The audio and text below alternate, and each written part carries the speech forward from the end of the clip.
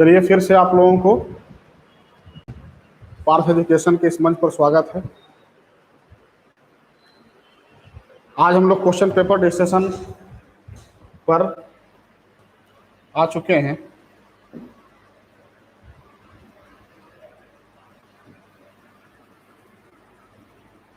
पहला सवाल आपके सामने है।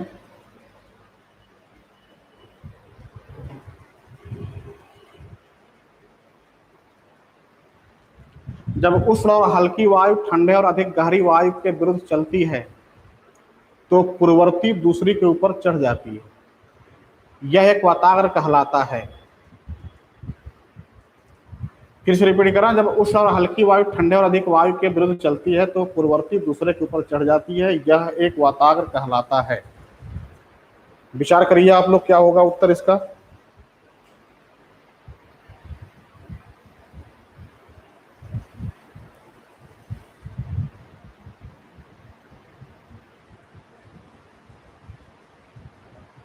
क्लियर नहीं दिख रहा है?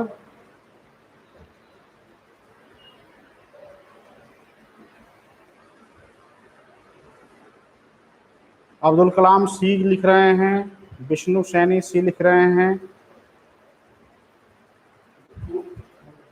चलिए साफ हो गया, अच्छी बात है। नजर आलम भी, विष्णु सैनी और अब्दुल कलाम सी, प्रीति प्रजापति सी, तीन लोगों ने सी लिखा है।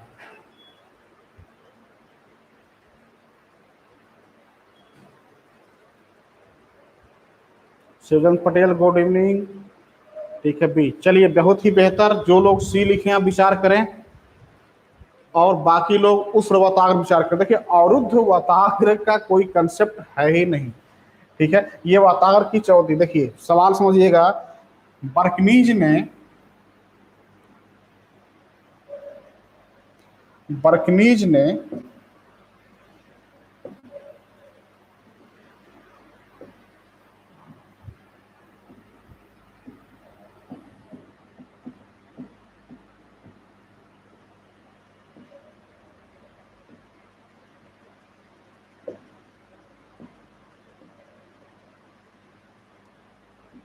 अपने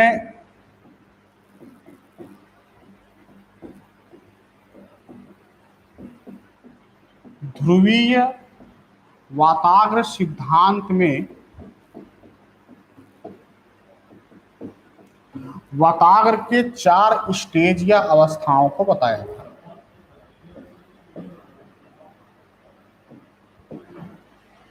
ठीक है, इस 4 स्टेज में इन्होंने कहा था, पहला उष्ण वाताग्र, दूसरा शीत वाताग्र,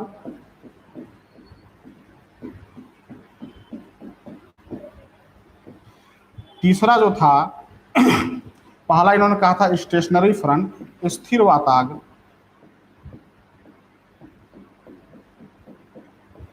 और चौथा था संरोधी वाताग्र। 4 वाताग्र के इन्होंने स्टेज बताए थे। Stationary front, warm front, cold front और ऑक्लूडेड फ्रंट। ठीक है, तो ये जो अवरुद्ध वाताग्र है वह वास्तव में चौथे स्टेज पर चला गया है और स्थिर वाताग्र पहला स्टेज हो गया। अब बच गया शीत और उष्ण, इस पर हमको विचार करना। तो पहले तो जब 2 हवाएं या वायुराशियां जब आपस में टकराती तो इनके टकराने के बाद जो एक हवा में दीवार बनता है, एक हवा इधर से आई एक इधर से आई, तेजी से जब धड़ाम से टकराती हैं तो एक क्षैतिज दीवार बनता है। इसी क्षैतिज दीवार को वाताग्र कहते हैं, फ्रंट कहते हैं। फ्रंट माने अगला हिस्सा। तो वायु राशियों का अगला हिस्सा जब आपस में टकराता है तो उनके टकराने पर जो टेढ़ी मेढ़ी दीवार बनती है वह वाताग्र कही जाती है। अब इसमें 2 कंडीशन है। अगर 2 वायु राशियां आपस में मिलने के बाद, अगर 2 वायु राशियां आपस में मिलने के बाद कुछ समय तक ऐसे स्थिर रहती हैं तो इसे स्थिर वाताग्र कहते हैं। लेकिन ये क्षणिक होता है क्योंकि इसमें से कोई न कोई शीघ्र ही गतिशील होती है, प्रभावी हो जाती है और वह एक दूसरे वायु राशि को हटा करके ऊपर उठने लगती है। क्योंकि आप जानते हैं कि शीत वायु राशि और उष्ण वायु राशि दोनों में हमेशा गर्म हवा ही ऊपर उठती है।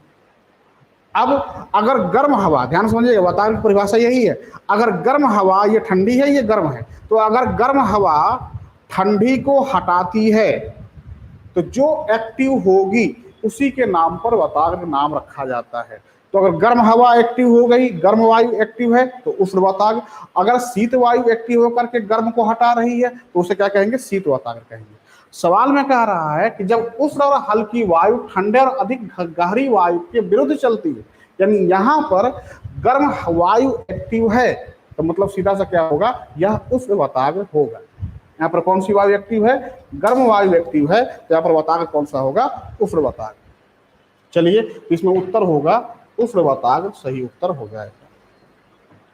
ठीक, अब आते हैं हम लोग नेक्स्ट प्रश्न पर।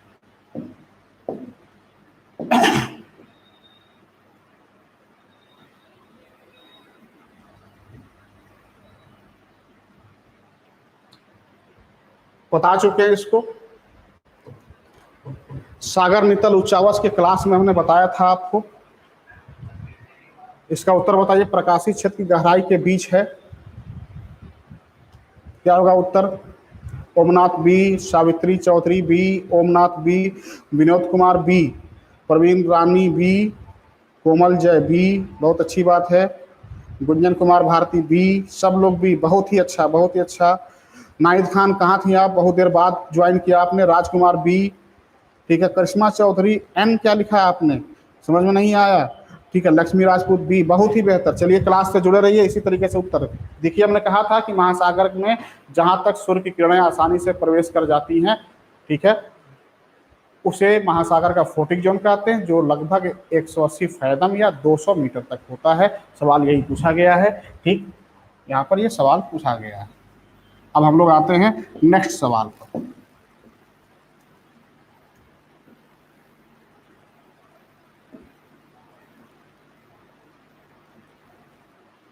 एक पारिस्थितिकी तंत्र में सकल प्राथमिक उत्पादन से हानियां घटकर इंगित की जाती हैं, हानियां घटाकर इंगित की जाती हैं। बहुत ध्यान से उत्तर दीजिएगा, मैं यहां पर कुछ बोलूंगा नहीं। देखते हैं क्या आप लोग दे रहे हैं। चलिए, मनोज गुप्ता गुड इवनिंग लिख रहे हैं, आपको भी good evening. Abdul Kalam D लिख रहे हैं, निवल प्राथमिक उत्पादन, बहुत अच्छी बात है। चलिए, विचार करिए। सावित्री चौधरी डी, प्रवेश द्विवेदी सी, प्रीति प्रजापति बी, द्वितीयक उत्पादकता। बी और सी वाले लोग विचार करें। रविचंद्र भी विचार करिए। देखिए, ये पूछा जा रहा है कि एक इकोसिस्टम में प्राथमिक उत्पादन से हानियां घटकर, यानी फर्स्ट प्रोडक्टिविटी से हानियां घटकर, फर्स्ट प्रोडक्टिविटी के आगे वाला हिस्सा क्या होगा? नेक्स्ट स्टेप क्या होगा?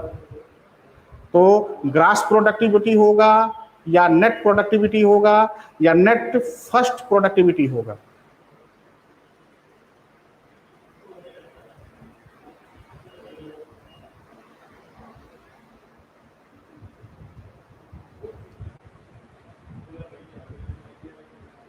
चलिए, अच्छा, हम लोग एक बार इकोसिस्टम पर विचार भी करते हैं। चलिए, बोर्ड पर देखिए, हम इकोसिस्टम करा देते हैं, तब आपको ज्यादा समझ में आ जाएगा।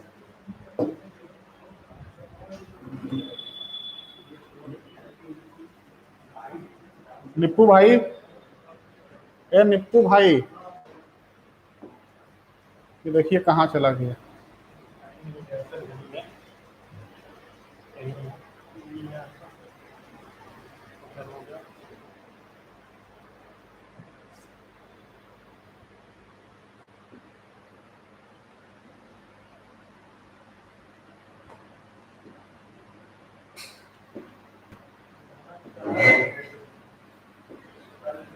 अब जरा हम आपको इकोसिस्टम पर चलते हैं, लेकर के विकल्प छोड़ दे रहे हैं, समझिएगा यहाँ पर।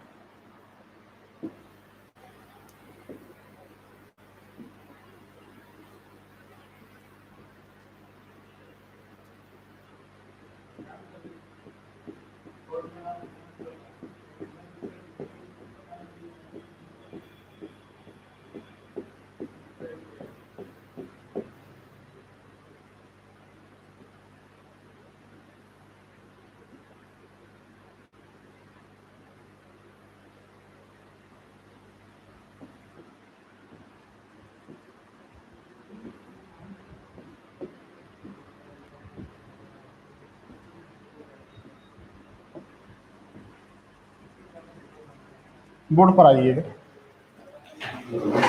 ये एक प्राकृतिक वनस्पति हमने बनाया है और यह सन है, ध्यान समझिएगा। कुल प्राप्त सौर ऊर्जा में से प्राकृतिक वनस्पतियां जिस भाग का अवशोषण करती हैं उसे सकल उत्पादकता, ग्रास प्रोडक्टिविटी कहते हैं।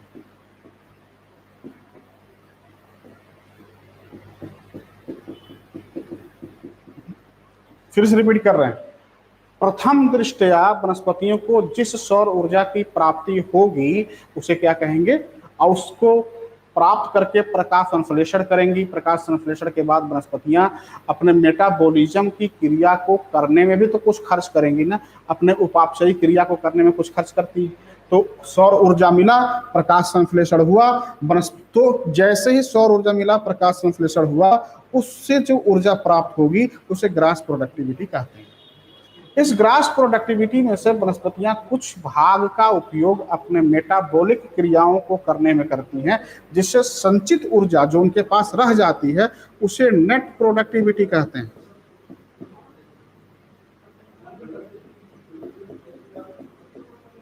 नेट प्रोडक्टिविटी कहते हैं। सवाल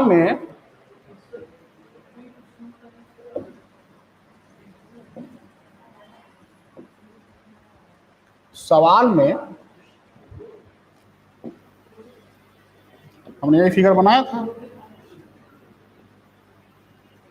तो यहां पर ग्रास प्रोडक्टिविटी, यहां पर नेट प्रोडक्टिविटी। अब यहां पर आगे चलते हैं। स्थानांतरण की प्रक्रिया में कुछ ऊर्जा का क्षय होगा, 90% ऊर्जा का क्षय हो गया, शेष बची हुई 10% ऊर्जा इसको प्राप्त हुआ। तो यह जो ऊर्जा प्राप्त होगा इसको शुद्ध प्राथमिक उत्पादकता कहते हैं। इसी प्रकार यहां पर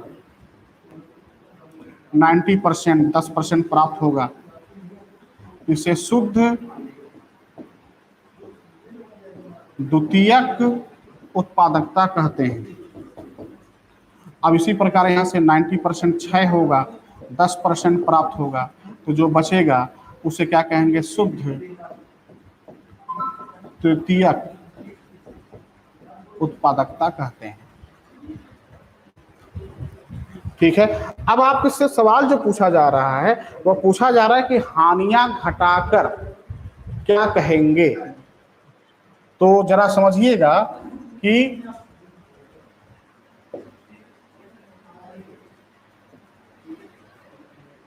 सकल प्राथमिक उत्पादकता कह रहा है ना, तो सकल प्राथमिक उत्पादकता से जो हानियां घटेगी वह निवल भंडारण कह रहा है। तो भंडारण जैसा कोई कंसेप्ट तो है नहीं, ये खत्म हो गया। ठीक है। निवल एनर्जी प्रोडक्टिविटी होता है, ऊर्जा होता नहीं है। अगर यहाँ पर प्रोडक्टिविटी दिया होता तो यह विकल्प सही हो जाता। ठीक है। ऊर्जा के जगह पर प्रोडक्टिविटी दिया होता तो सही हो जाता।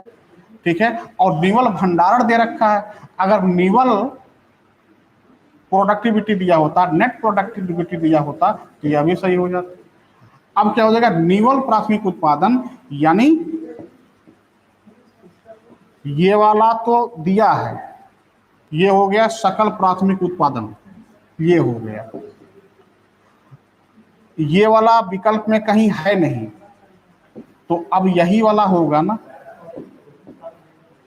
तो क्या हो जाएगा, निवल प्राथमिक उत्पादन। समझ में आ गया होगा।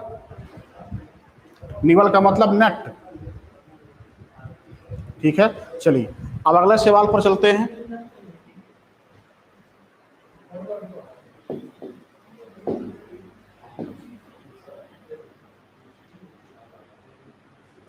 डेट्राइट जाना जाता है, सारे लोग पता होगा, स्वचालित वाहन के लिए, इसमें दिमाग ही नहीं लगाना है। ठीक है। स्वचालित वाहन डेट्राइट यूएसए में है, मिशिगन झील के तट पर बसा हुआ है। ठीक है। इसे विश्व की मोटर गाड़ी राजधानी के नाम से जाना जाता है। ठीक है। सब फिजिकल रीजनल ज्योग्राफी में आपको मैं पढ़ाऊंगा।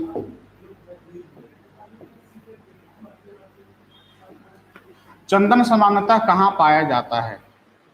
देखिए, भारत में चंदन पूर्वी घाट की विशेषता है। ठीक है, चंदन कहाँ की विशेषता है? पूर्वी घाट की विशेषता है। अब पूर्वी घाट में जो देखिए सदाबहार वन पश्चिमी घाट पर पाए जाते हैं, और उच्च पर्वतीय वनों में चंदन मिलता नहीं है। कांटेदार वृक्ष ये है नहीं, तो क्या हो जाएगा? उत्तर दीजिए, हिंट दे दिया हमने। सदाबहार वन चंदन है नहीं, पर्णपाती अपनी पत्तियां गिराता है, और हिमालय पर्वतीय क्षेत्रों में चंदन नहीं पाया जाता। कांटेदार ये है नहीं, तो चंदन क्या होगा? उष्णकटिबंधीय आर्द्र पर्णपाती। बिल्कुल बिल्कुल सही है, आर्द्र पर्णपाती वन है चंदन। ठीक है, इसको थोड़ा सा वर्षा ज्यादा चाहिए, लेकिन अपनी पत्तियां भी गिराता है।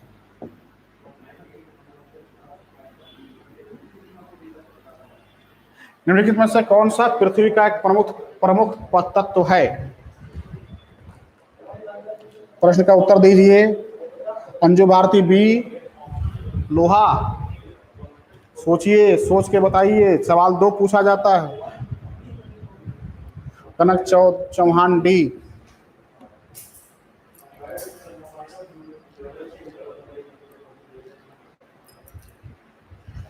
D D D D D D D D कहाँ से सर लोग डी के पीछे पड़ गए भाई? सवाल पहले समझिए, पृथ्वी के परत का, संपूर्ण पृथ्वी नहीं पूछ रहा है। जी कोमल जी, ऑक्सीजन, बिल्कुल सही।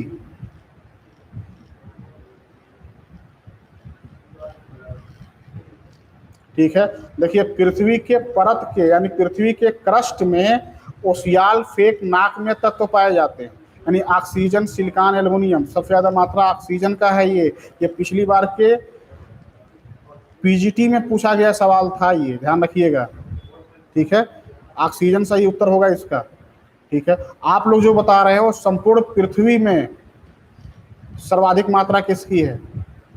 ठीक है, इसको ध्यान रखिएगा। ठीक, कौन सा उत्तर होगा? ऑक्सीजन। परसेंटेज के हिसाब से 46% के आसपास। जाकर देखिएगा विकल्प में, किताब खोलिए, वहां जाके देखिए। कौन सा मिलान सही नहीं है?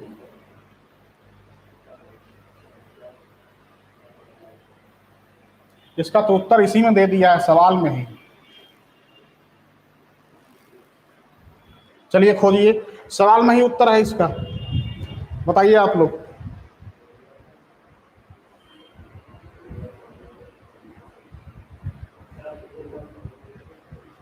बड़ी ही खराब पोजीशन है मित्रों, मेहनत करिए।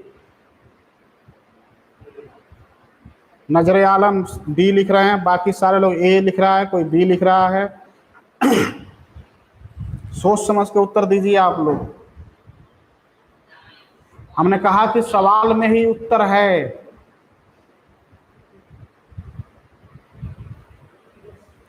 ये कायांतरित चट्टान के उदाहरण हैं। नेहा त्यागी जी, गुड इवनिंग आपको। डी, रामडंगी दी, अच्छी बात है। प्रवीण रानी ए, संतोष राणा बी, नेहा त्यागी बी, लक्ष्मी राजपूत बी, शबी मौर्य ए। अच्छा ये बताइए, स्लेट रूपांतरित होकर शिष्ट बनेगा ना, और शिष्ट रूपांतरित होकर के जो है शेल का आग्नेय चट्टान है।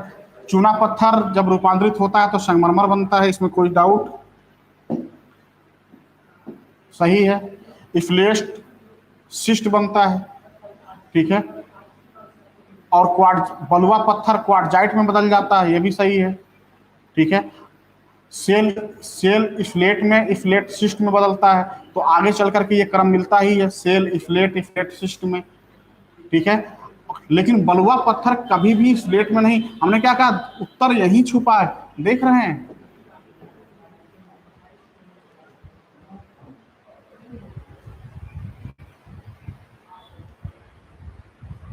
अब बलुआ पत्थर क्वार्टजाइट हो सकता है या बलुआ पत्थर स्लेट हो सकता है, तो बलुआ पत्थर स्लेट नहीं होगा, तो उत्तर क्या हो जाएगा आपका? ए। ठीक है, कौन मिलान नहीं है, कौन सा मिलान नहीं है? सही है, आपका ए उत्तर होगा। चलिए अब आगे चलते हैं।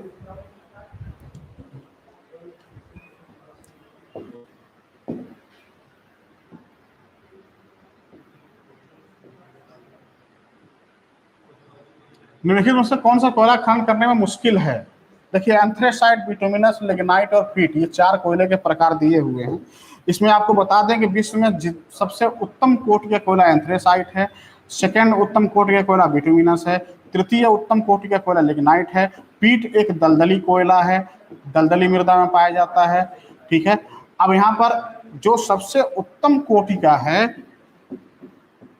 ठीक है, उसको निकालना बहुत ही दुर्लभ है, इसलिए कि इसकी गहराई बहुत ज्यादा है।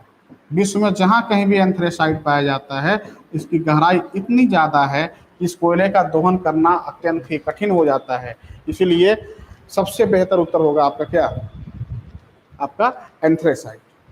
ठीक है, आगे चलते हैं हम लोग।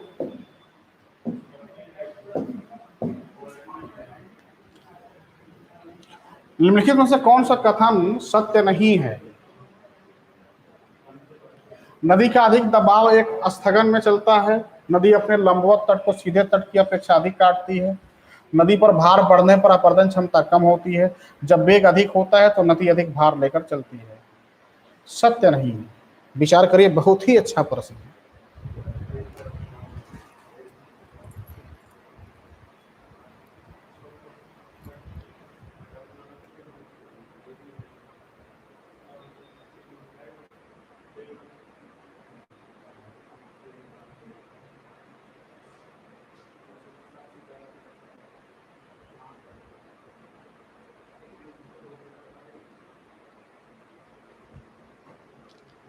कौन सा उत्तर बता रहे हैं भाई आप लोग? बी।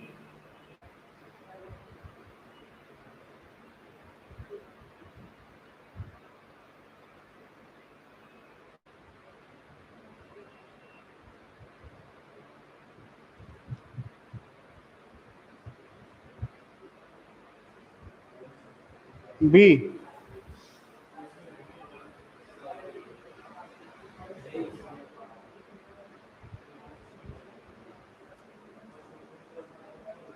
देखिए इसमें जो व्याख्या इन्होंने किया है किताबों में थोड़ा सा गड़बड़ है, ध्यान रखिएगा। नदी का अधिकतम दबाव एक स्थगन में चलता है, ये बिल्कुल सही है।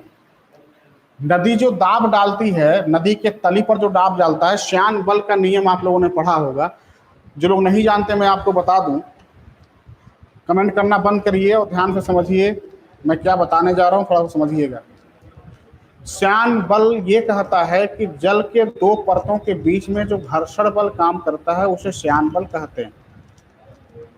ठीक है, एग्जाम्पल के लिए मैं आपको समझा रहा हूं। आप इन दोनों मोबाइल को पानी समझिए, जल समझिए। इस अब जल के हर परत के बीच में, अब ये मोबाइल इस बड़े वाले मोबाइल पर जो सरक रहा है, ये पानी का ऊपरी तल है, ये पानी का निचला तल है। जब दोनों आपस में सरकते हैं तो जहां पर जल के 2 परतों के बीच में घर्षण होता है उसे श्यान बल कहा जाता है। ठीक है, अब हर श्यान बल जहां जहां पर परतों का निर्माण होता है वहां पर नदी का दबाव स्थगन हो जाता है, यानी ऊपर की परतें दूसरे परतों पर अपने दबाव को स्थगित कर देती हैं। ये बिल्कुल सही है। पूछ रहा गलत कौन सा है? नदी अपने लंबवत तट को सीधे तट की अपेक्षा अधिक काटती है, बिल्कुल ये भी सही है। कहीं ना कहीं तो ऐसा होता है ना, ये नहीं कह रहा है कि युवावस्था में होगा, प्रौढ़ावस्था में होगा, वृद्धावस्था में होगा, स्टेटमेंट में ये नहीं दिया गया। ये कह रहा है कि नदी अपने लंबवत तट को या नदी की घाटी, नदी अपने घाटी की गहराई में ज्यादा वृद्धि करती है तुलना में पार्श्विक, यानी ये नदी ज्यादा करती है। नदी की घाटी की गहराई में वृद्धि होगा पार्श्विक अपर्दन की तुलना में, यानी ऊर्ध्वाधर अपर्दन ज्यादा करती है, लैटरल इरोजन पार्श्विक अपर्दन की तुलना में। तो ये भी सही लग रहा है। अब एक सवाल ये है कि नदी पर भार बढ़ने पर अपर्दन क्षमता कम होती है, ये थोड़ा सा दिमाग लगाने की बात है। अच्छा आप मुझे ये बताइए, नदी में बोझ की मात्रा बढ़ा दें तो जहां पर वो जाके टकराएगा वहां पर अपर्दन बढ़ेगा ना। देखिए, नदी के द्वारा अपरदन का दर, नदी के द्वारा अपरदन निर्भर करता है, ये समानुपाती होता है बोझ की मात्रा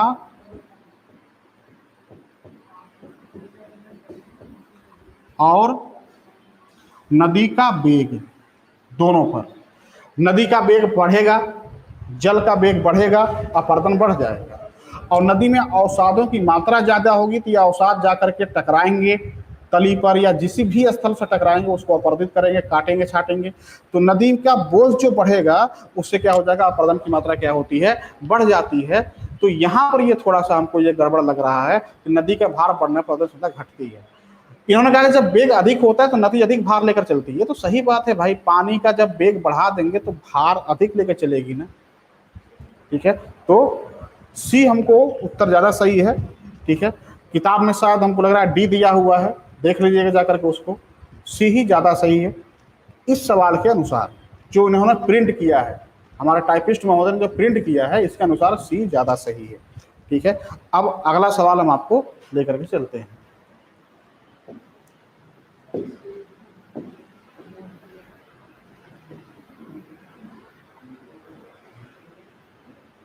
निम्नलिखित में से किसकी फेनेरोफाइट की विशेषता नहीं है? पहले तो फेनेरोफाइट किसे कहते हैं इसको समझ लीजिए।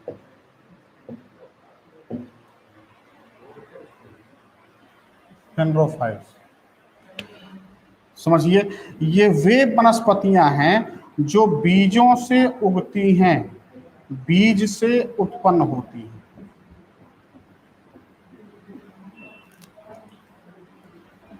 और जिनका विस्तार समस्त पृथ्वी पर है।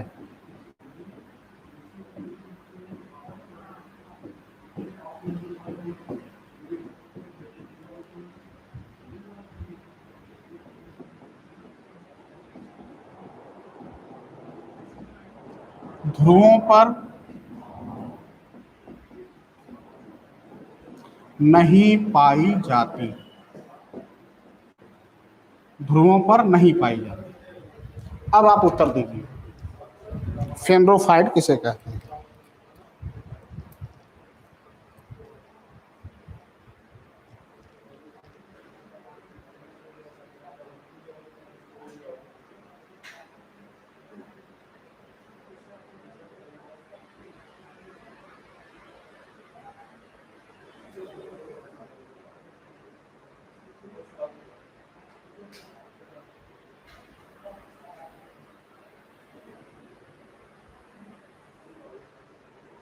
बी बी विश्वांतर फिर आर्थ उसको भी प्रदेशों में पाए जाते हैं।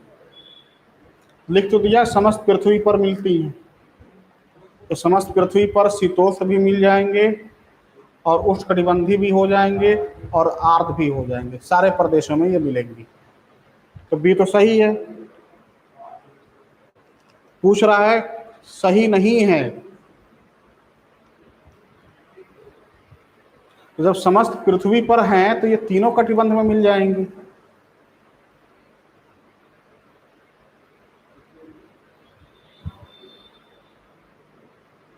वृक्ष, झाड़ और छोटे पौधे होते हैं, बिल्कुल हो सकते हैं।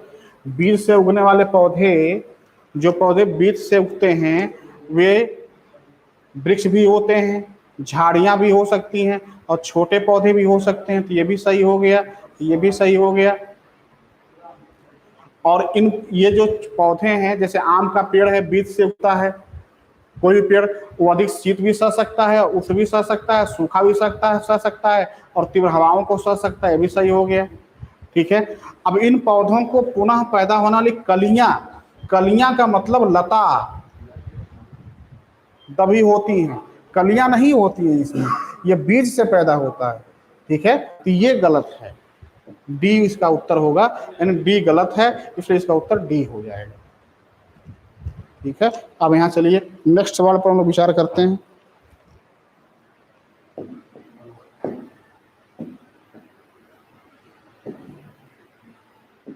कुलगाड़ी तथा कालगुल्ली किसके लिए प्रसिद्ध है? खनन नगर है कि प्रमोद नगर है? प्रबंधन मनोरंजन के लिए, गलत है, ये मनोरंजन होगा नहीं। ठीक है, औद्योगिक नगर नहीं है। संस्थात्मक नगर नहीं है, खनन। यहाँ पर सोने का उत्खनन होता है। ये ऑस्ट्रेलिया, वेस्ट ऑस्ट्रेलिया में पाए जाते हैं और विश्व की स्वर्ण नगरी के नाम से जाने जाते हैं। इन्हें स्वर्ण नगरी कहा जाता है। विश्व की सोने की नगरी किसे कहते हैं? कालगोडली तथा कोलगाड़ी को। ठीक है,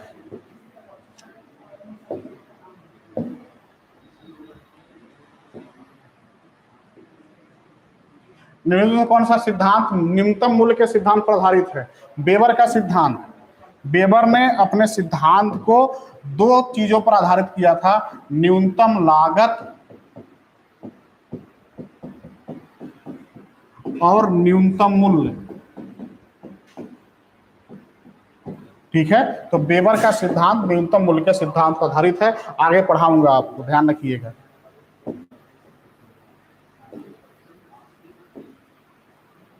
यह कथन किसका है कि जो भी यूरेशिया पर शासन करेगा, राज करता है, वह पूरे विश्व का स्वामी होगा, वह पूरे विश्व का भाग नियंत्रण करता है। चलिए, बहुत ही सोच समझ के उत्तर दीजिएगा। जी बिल्कुल, जोहान्सबर्ग दक्षिण अफ्रीका में है, उसे भी स्वर्ण नगरी कहा जाता है। इस सवाल पर आइए। सारे लोग मैकेंडर को बता रहे हैं लाइन से। नीतू कुमावत ए बता रहे हैं, स्पाइकमैन। अमृता गुप्ता सी बता रहे हैं, कृति प्रजापति ए, करिश्मा चौधरी सी, हंसा कुमारी सी, सारे लोग मैकेंडर। ठीक है, अच्छा चलिए, जितने लोग सी बता रहे हैं रुक जाइए, रुक जाइए सारे लोग। जितने लोग भी सी बता रहे हैं वो मेरे अगले सवाल का जवाब दें। यह किसने कहा था कि जो विश्व द्वीप पर शासन करेगा वह पूरे विश्व पर अधिकार कर लेगा? यानी जो हृदय स्थल पर शासन करेगा वह विश्व द्वीप पर शासन करेगा, और जो विश्व द्वीप पर शासन करेगा वह पूरे विश्व पर अधिकार कर लेगा। यह किसका कथन है?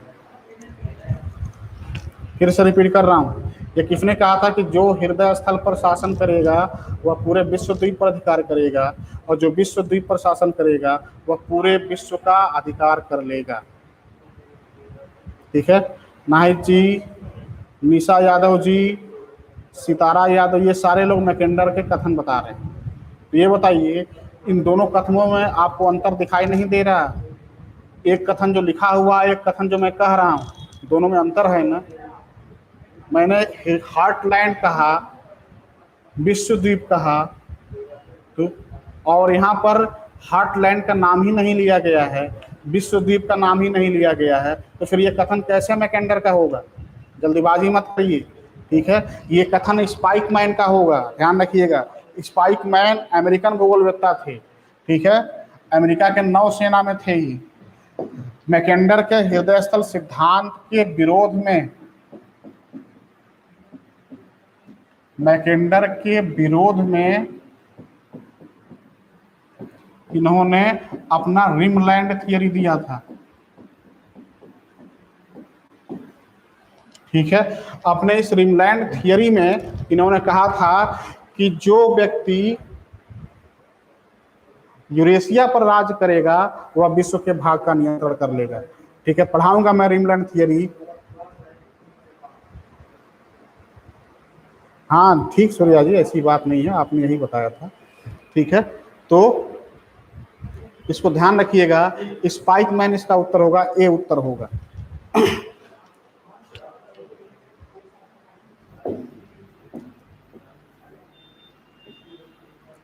एकरूपता के सिद्धांत के मुख्य संकेत क्या है? एकरूपतावाद का प्रमुख जो मंत्र है वर्तमान भूत की कुंजी है। एकरूपतावाद जेम्स हट्टन ने दिया था, इसका जो प्रमुख मंत्र है वह कौन सा है? वर्तमान भूत की कुंजी है। कौन सा है? वर्तमान भूत की कुंजी है। रट लीजिएगा इसको, आगे आगे पढ़ाऊंगा मैं आपको सारी चीजें। ठीक है, अब यहाँ ये किसने सबसे पहले एकरूपता के सिद्धांत की अवधारणा प्रस्तुत की? अभी हमने कहा था जेम्स हटन ने एकरूपता के सिद्धांत की अवधारणा प्रस्तुत की थी, जेम्स हटन। इसको भी रख लीजिएगा, ठीक है, सब आगे पढ़ाएंगे आपको। आगे चलिए, हिमनद अधिक महत्वपूर्ण थे भूगर्भिक काल में प्लिस्टोसीन में। ज्योग्राफिकल टाइम स्केल जब मैं आपको पढ़ाऊंगा तो वहां पर प्लिस्टोसीन हिमयुग ही कहा जाता है, प्लिस्टोसीन हिमयुग कहा जाता है। इस समय 4 हिमयुग आते हैं, गुंज आता है, मिंडल आता है, रिस आता है और उर्म आता है। ये चारों हिमयुग हैं, क्रम से आते हैं, इसको ध्यान रखिएगा। अगला सवाल क्या है? चुनीली स्थलाकृतियां एक महत्वपूर्ण विशेषता विशेष आकृति है। इसका उत्तर आपको देना है, मैं समय आपको दे रहा हूं। चुनीली आकृति, बताइए क्या उत्तर होगा?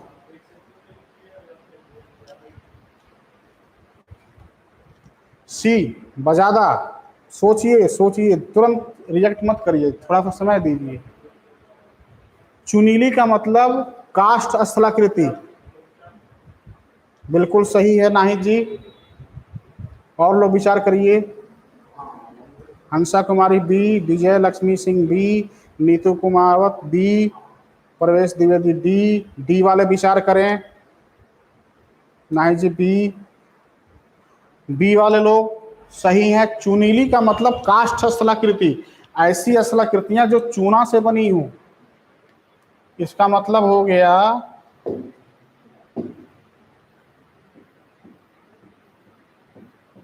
काष्ठ स्थलाकृति।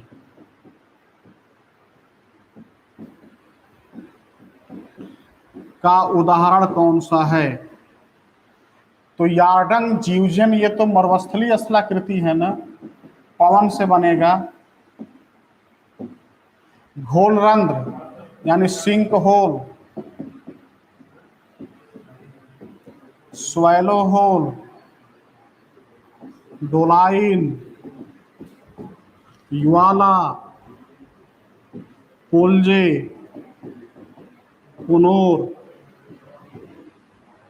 ठीक है। सिंक होल, घोलरंध्र, स्वैलो होल, विलयन छिद्र, डोलाइन, राजकुंड, शाकुंड, ये सब जितने हैं ये किससे हैं? काष्ठ स्थलाकृति। बजादा हिमनदीय क्षेत्रों में निर्मित स्थलाकृति है और पेडिमेंट भी वही बनता है। बजादा के गिरिपदीय क्षेत्र में नीचे जो अवसाद जमा होता है उसे पेडिमेंट कहा जाता है, ठीक है। चलिए अगला सवाल देखते हैं।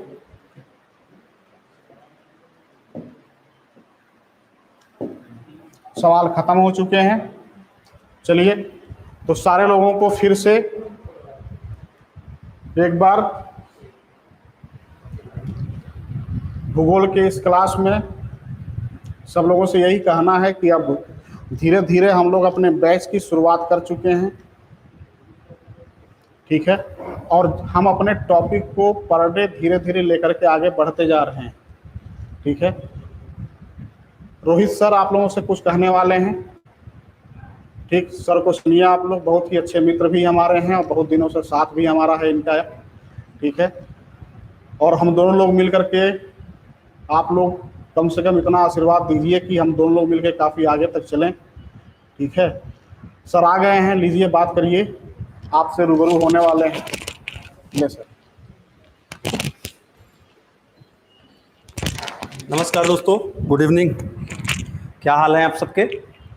पढ़ाई लिखाई तो ज़बरदस्त तरीके से आप सबकी चल ही रही होगी और मुझे ये पता है कि आप में से बहुत सारे लोग ऐसे हैं जो इस बार नेट का एग्ज़ाम दे रहे हैं, बहुत सारे लोग ऐसे हैं जो टीजीटी और पीजीटी का एग्ज़ाम दे रहे हैं और कुछ ऐसे भी भाई बंधु होंगे जो असिस्टेंट प्रोफेसर का एग्ज़ाम दे रहे होंगे। तो मैं सबको एक, देखो आज मुख्यमंत्री जी ने जो घोषणा की है, हम थोड़ा सा उसके विषय में, मैं आपके विषय में चर्चा कर रहता हूँ। आज आपने देखा होगा तो मुख्यमंत्री जी के ऊपर हल्ला बोल और बेरोजगारी का और युवा वर्ग का जो प्रेशर पड़ा है, जो चाबुक पड़ा है, उसके द्वारा मुख्यमंत्री जी ने आज घोषणा कर दी है कि 6 महीने के अंदर, जी हाँ 6 महीने के अंदर रिक्त पदों की सभी भर्तियां कर दी जाएंगी। 6 महीने के अंदर। आप सोचिए, अगर मुख्यमंत्री जी 6 महीने के अंदर रिक्त पदों की सभी भर्तियां कर देंगे, अभी अभी 7:30 बजे, सॉरी 8:30 बजे मैं एक पब्लिक वीडियो भी लेके आऊंगा। आप उस वीडियो को 8:30 बजे सब लोग लाइव आइएगा। मैं उसमें दिखाऊंगा मुख्यमंत्री जी ने क्या क्या घोषणा की है। उन्होंने सभी आयोगों के अध्यक्ष को आज बुलाया, मीटिंग कराया, और उसका एक नोटिफिकेशन भी जारी हुआ है अभी मुख्यमंत्री जी के विशेष सचिव की तरफ से। 6 महीने में टीजीटी, पीजीटी, 6 महीने में असिस्टेंट प्रोफेसर, इनका एग्जाम नहीं कराना है। मुख्यमंत्री जी ने कहा है 6 महीने में इनकी ज्वाइनिंग करानी है। आप सोचिए, अगर 6 महीने में ज्वाइनिंग कराई नहीं है तो 110% टीजीटी पीजीटी का एग्जाम की डेट जो है वो 15 अक्टूबर को 110% आ जाएगी। असिस्टेंट प्रोफेसर भी जो अक्टूबर के फर्स्ट वीक में आ जाएगा, और जो लोग नेट की तैयारी कर रहे हैं ज्योग्राफी सब्जेक्ट से, आपको पता ही होगा 21 अक्टूबर को पेपर है ज्योग्राफी का, इवनिंग टाइम। तो आपके पास एनफ टाइमिंग है, कुल मिलाकर एनफ टाइमिंग है। जी हाँ, हर चीज के लिए, चाहे आप टीजीटी की तैयारी कर रहे हो ज्योग्राफी से, चाहे पीजीटी की, चाहे असिस्टेंट प्रोफेसर की, चाहे नेट की, किसी भी चीज की। अब हमारे बड़े भाई और अग्रज मुश्ताक सर आपके बीच आ चुके हैं, और आप महसूस नहीं, आप इसको प्रमाण दे सकते हैं कि आज वर्तमान कालिक समय में इलाहाबाद में कोई भी कैंडिडेट अगर भूगोल विषय रखता है तो केवल एक ही नाम जपता है, मुश्ताक सर, मुश्ताक सर। मुझे लगता है आपके जीवन का सबसे अच्छा अवसर है कि सर ने मेरे विनम्र निवेदन को स्वीकार किया और आपके साथ जुड़े हैं, और आपको आपके विषय में महारत हासिल करवाना चाहते हैं। देखिए, हमारा उद्देश्य ये नहीं होता कि आप नौकरी पालो, हमारा उद्देश्य होता है कि आपको विषय में इतनी निपुणता मिल जाए, इतनी पारंगतता मिल जाए, इतने हाई लेवल का नॉलेज मिल जाए कि आपके लिए, अगर आप तैयारी कर रहे हो टीजीटी पीजीटी की, फीस जमा की टीजीटी पीजीटी की, उसी में आप हो जाओ असिस्टेंट प्रोफेसर, उसी में आप हो जाओ जेआरएफ। अगर आपको उसी पैसे में इतना सब कुछ मिल जा रहा है तो बताओ क्या दिक्कत है? कोई समस्या है? आप बताइए, सारे लोग बताइए, कोई समस्या है? कोई समस्या नहीं है। बस केवल एक चीज, एक अटूट विश्वास, पहला खुद पर, दूसरा सर पर, मुश्ताक सर पर, और तीसरा मेरे ऊपर। इन तीन के ऊपर अटूट विश्वास कर लेना। कहते हैं कि अगर आपने इन तीन पर विश्वास कर लिया, मैं अपना 100% दूंगा, सर अपना 100% देंगे, आप अपना 100% देंगे, 300% की गारंटी हम देते हैं कि आपको सफलता अर्जित हो। जिस स्तर पर, जिस लेवल पर हमारे द्वारा आपने एक्सपेक्ट नहीं किया होगा मेहनत, उस स्तर पर, उस लेवल पर मेहनत आपके लिए करते हैं। और सबसे ये चीज बता देना चाहता हूं कि इससे ज्यादा कुछ होना नहीं है। तो जो लोग हमारे इस बैच को ज्वाइन करना चाहते हैं, मैं आप सबको बता देना चाहता हूं कि आज के बाद आप लोग, नया बैच स्टार्ट हो जाएगा। आज से ये जो बैच है आपका, ये नया बैच आपका स्टार्ट हो जाएगा। इस नए बैच में दोस्तों आप टीजीटी की तैयारी कर सकते हैं, आप पीजीटी की तैयारी कर सकते हैं, आप नेट जेआरएफ की तैयारी कर सकते हैं, और असिस्टेंट प्रोफेसर की तैयारी कर सकते हैं। कुछ बच्चे ऐसे भी हैं जो ऑप्शनल सब्जेक्ट रखते हैं ज्योग्राफी को। तो जो ऑप्शनल रखते हैं, या हमारे पास कुछ बच्चों के ऐसे मैसेज मुझे मिले जो जीएस रखते हैं। तो यार आप ये बताओ, ऑफलाइन में आप भारी भरकम फीस 10,000 20,000 दे करके हर चीज की तैयारी करते हो, यहां 3,000 4,000 रुपए में आपको सब कुछ मिल जाएगा। अगर आप 6 महीने 7 महीने के अकॉर्डिंग जोड़ो तो 400-500 रुपए मंथली मुश्ताक सर से पढ़ना सपने जैसा लगता है भाई साहब। मुश्ताक सर से पढ़ना, वो भी 400-500 रुपए महीने में, तो यकीन मानो किसी से कह दोगे ना तो कहेंगे बहुत बड़ा झूठा हो। तो इनके लिए, अपने लिए, अपने भविष्य के लिए, परिवार के लिए बेरोजगारी को दूर करने के लिए, माता पिता के सपने को संजोने के लिए और अपना भविष्य सुरक्षित करने के लिए आज के आज, अभी के अभी आपको कुछ नहीं करना है। 9451216656 इस नंबर पर ज्योग्राफी लिख करके व्हाट्सएप कर देना है, क्योंकि अब आज से हमारा बैच स्टार्ट हो जाएगा। मंडे से उन्हीं लोगों को क्लास मिल पाएगी जो लोग हमारे साथ कक्षाओं में जुड़ेंगे। ठीक है, उम्मीद है आपने मेरी बातों को समझा होगा, समझ करके इस पर केयर करेंगे और अपनी सफलता सुनिश्चित करने के लिए आप आज के आज ये काम कर लेंगे। अदरवाइज अगर ऐसा नहीं हुआ तो जानते हैं बहुत देर नहीं लगेगी आपको ये कहने में, तब पछताए होत का जब चिड़िया चुग गई खेत। ठीक है दोस्तों, तो इस नंबर पर तुरंत के तुरंत ज्योग्राफी लिख के व्हाट्सएप कर दीजिए। आपको मैसेज मिलेगा, आपको कॉल मिलेगी, निश्चित तौर से रिप्लाई होगा आज से कल तक में, और उसके बाद आप ज्वाइन करके अपनी सफलता सुनिश्चित कर सकते हैं। चलिए आज के लिए इतना ही, धन्यवाद, थैंक यू वेरी मच।